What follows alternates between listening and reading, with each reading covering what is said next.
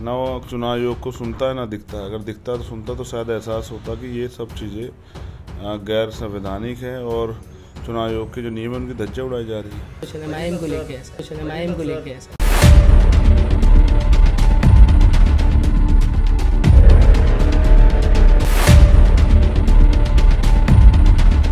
नमस्कार, आप देख रहे हैं सोशल न्यूज़। मैं आपके साथ मोहम्मद अकरम। लगातार आप लोग मैसेज कर रहे थे मुझे कि गोरखपुर जाइए, गोरखपुर में क्या हो रहा है वो भी दिखाइए।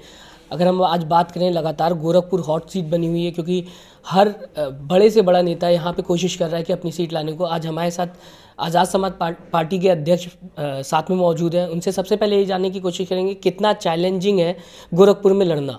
सर, मैं सबसे पहले जानना चाहूँगा, योगी जी भी यहाँ से लड़ रहे हैं, समाजवादी पार्टी भी है, मायावती जी भी लड़ रही हैं, कैसे आप इसको देख रहे हैं, कितना चैलेंजिंग है ये आपके लिए? देखिए, लोकतंत्र है, सभी को अधिकार है लड़ने का, और आप कहीं भी लड़ोगे तो वो चैलेंजिंग ही रहेगा।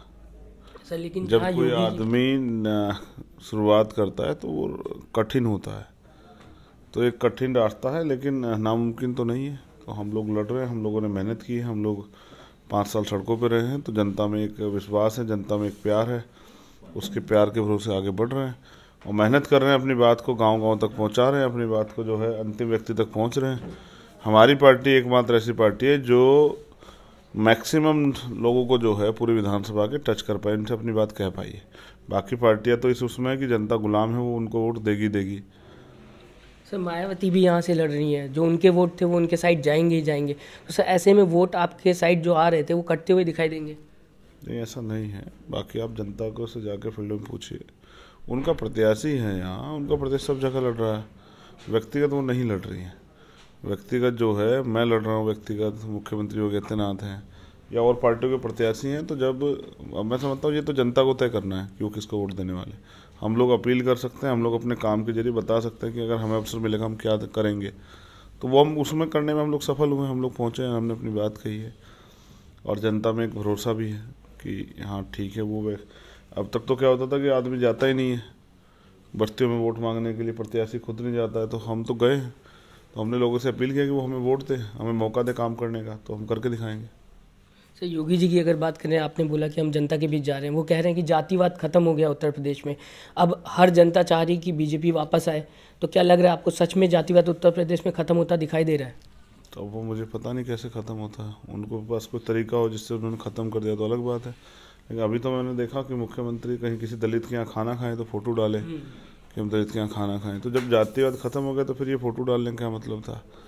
दूसरा, वो तो ऐसे मुख्यमंत्री है जो दलितों को अपने बस्ती में बुलाते हैं, तो अपने उसमें बुलाते हैं मठ में, तो साबुन देते हैं नहाने के लिए पहले। तो मैं समझता हूँ कि ये सब कहने की बात है। जातिवाद तब खत्म होगा जब इस देश में समता, समानता, बंधुत्व, भाईचारे पे संविधान को मानने वाली पार्टी की सरकार बनेगी। सर, ये भी इल्ज़ाम लग रहा है कि बाकी पार्टियां जो हैं वो जातिवाद को लेके राजनीति कर रही हैं, जातिवाद पे राजनीति हो रही। कब तक होगी सर जातिवाद पे राजनीति?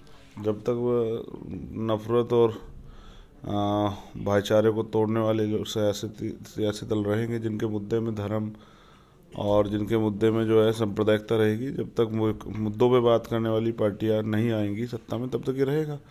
हमारा प्रयास है कि ख़त्म हो, क्योंकि जाति का दंश हम लोग सहते हैं, शोषित वर्ग के लोग, तो इसलिए हमारा प्रयास और हम लोग इस पर मेहनत कर रहे हैं कि हमें अवसर मिले तो ये ख़त्म हो। सर, अगर बात करें, ओवैसी साहब भी लगातार कह रहे हैं हम शोषित वंचित समाज को लेके साथ में चल रहे हैं। तो सर, हर कोई तो सर कहीं ना कहीं शोषित वंचित समाज को लेके चल रहा है, लेकिन सर इसमें खास क्या है, क्या है अलग है आपकी पार्टी में जो बाकी पार्टियां नहीं कर रही हैं? वो आप सब फील्ड में जाके काम देखें तो आपको पता लग जाएगा। पिछले 5 साल में आप जिन नेताओं के नाम लिए हैं, अगर आप सक्रिय पत्रकार हैं तो मुझे उनके 2 आंदोलन बताए जो उन्होंने जनता के हित में सड़कों पर लड़े हों, बताइए। सर, ओवैसी साहब भी कह रहे हैं कि हमने CNRC का प्रोटेस्ट में बिल फाड़ा था। अगर हम बात करें तो वो कह रहे हैं पार्लियामेंट में फाड़ा था। सर, जन आंदोलन पूछे आपसे कोई किए हों तो आप कह रहे हैं, ये कह रहे हैं, वो कह रहे हैं, अच्छी बात है, मैं उनका सम्मान करता हूँ व्यक्तिगत रूप से। मैं आपसे पूछ रहा हूँ आप अपनी जानकारी के लिए, कोई 2 ऐसे आंदोलन जो जनहित के लिए सड़क पे आके जनता के लिए किए हों किसी भी पार्टी के राष्ट्रीय अध्यक्ष ने, आप बताओ। नहीं सर, शायद नहीं किए, क्योंकि कार्यकर्ता तो काफ़ी आए। अगर समाजवादी पार्टी की भी बात करें, वो भी सड़क पे आए, लेकिन अगर उनके अध्यक्ष की बात करें, लड़ाई कार्यकर्ता को लड़नी है तो चुनाव भी कार्यकर्ता को लड़ना चाहिए, फिर नेताओं की क्या जरूरत है? अगर बात करें डिग्निटी होती है, अखिलेश यादव कहते हैं कि हमारे कार्यकर्ता उतर रहे हैं, यही बहुत है। हाँ, वो लाठियाँ खा रहे हैं और अखिलेश यादव क्या कर रहे हैं? सर, वो कहीं ना कहीं उनको रास्ता दिखा रहे हैं। हाँ, तो जनता रास्ता अपने आप जानती है, जनता इस बार भी रास्ता जानती है कि कौन आदमी हरा सकता है। गोरखपुर में भी सबको पता है कौन आदमी जो है योगी आदित्यनाथ को हरा सकता है। समाजवादी पार्टी जो प्रत्याशी दिए वो तो लोकसभा चुनाव में बीजेपी के प्रत्याशी थे, उनकी पत्नी चुनाव है। ये भी नहीं पता लोग कपड़ों की तरह पलटे बदलते हैं, कल किस पार्टी में होंगे। तो जनता बेवकूफ़ नहीं रही है, जनता समझदार होगी और हम मेहनत कर रहे हैं। बाकी जनता के ऊपर है, जनता तय करे कि वो किसको अवसर देना चाहती है। जिन लोगों को आजमा चुकी है उनको आजमाना चाहती है। अभी मैं गोरखपुर पूरा घूम रहा था, मैंने इसमें देखा कि आचार संहिता लगी हुई है, उसके बाद भी बीजेपी के पोस्टर हर जगह लगे हुए हैं। किस तरीके से देख रहे हैं सर आचार संहिता में पोस्टर लगाना और अपनी पार्टी का प्रचार करना? देखना क्या है, साफ साफ दिख रहा है कि चुनाव आयोग जो है कहीं सो गया है। वो जब विपक्ष के लोगों पे कोई कार्रवाई करनी तभी जाएगा, उसके पहले नहीं जागेगा।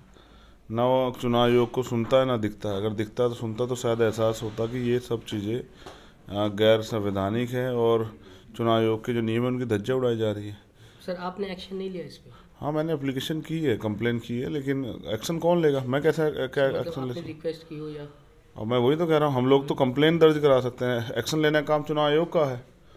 तो चुनाव आयोग वही कह रहा हूँ कि पता नहीं कहाँ है, ना दिखता है, ना कुछ बोलता है, ना सुनता है। चैनल को लाइक शेयर एंड सब्सक्राइब करें और बेल आइकन दबाना ना भूलें।